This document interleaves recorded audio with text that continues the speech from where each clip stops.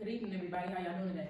Well, All right, so today we'll be talking about a new program we're implementing called BrainBox.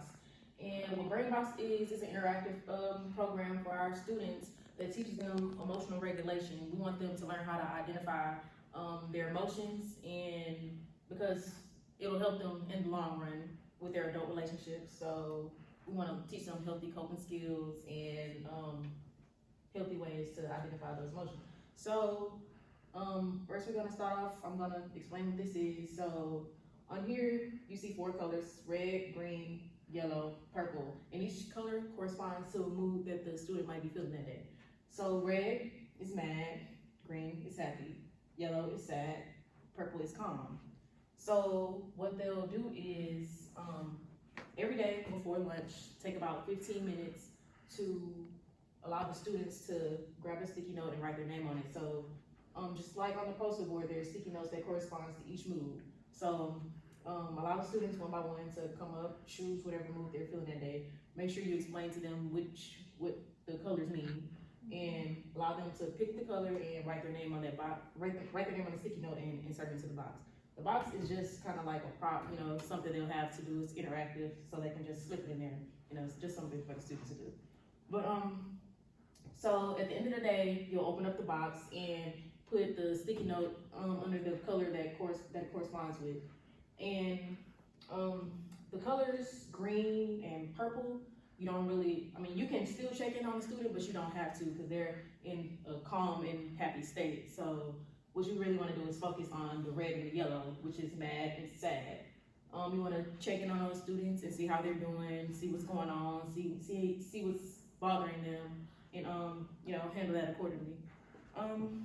So this poster board, we don't really, yes. Can we incorporate our own colors, just so, sometimes we have our own correlation as far as the classroom, so is there any way we can incorporate our own colors? Absolutely, absolutely.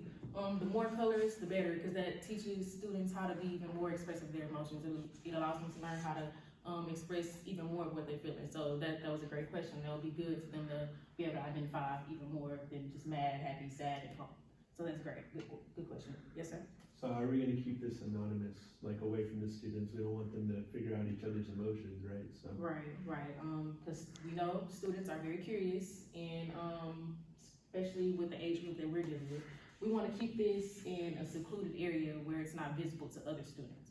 So you could keep it by your desk, in your supply closet, just wherever where it's not visible to other students, because we want to keep that privacy and that confidentiality, because we don't want other students to see that David's mad today or Ashley's sad today, because we want to keep that private, because that's their business. And so keep this in a secluded area, away from other eyes, and basically check on each student, make sure they're okay. And yeah, are there any more questions? Yes, ma'am. So you said that the students would put the sticky note in the box, but what would the point of the box actually be? Why can't they just hand the sticky note to the teacher themselves, or? Because you know how kids are. Kids, they just want something to do. So, that gives them something to do. It makes them feel like they're really doing something. So they'll, take a sticky note and just slide it in there. It's just something interactive for them to do. It's nothing, real serious. They'll just, plop. And they'll just have a good day just based on just being able to put the sticky note in the box. So, yeah. Is there any more questions? You all understand? And, okay. Well, thank y'all for coming, and